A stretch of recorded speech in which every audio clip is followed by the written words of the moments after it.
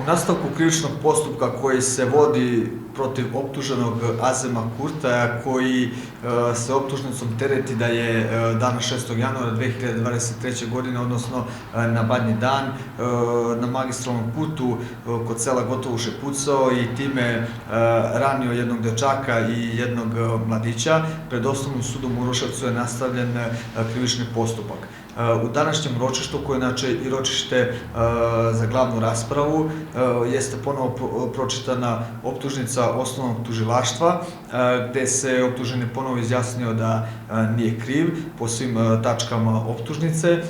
Takođe je tužilaštvo, kao i mi koji zastupamo oštećene, pa i odbrana optuženog, dala svoje uvodne reči. Za ono na šta bih se ja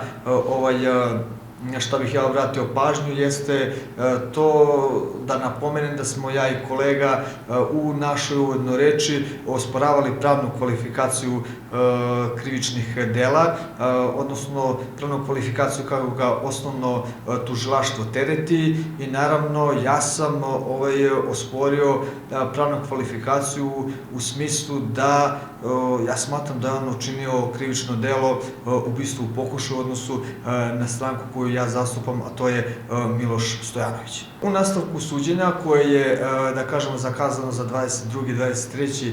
januar 2025. godine,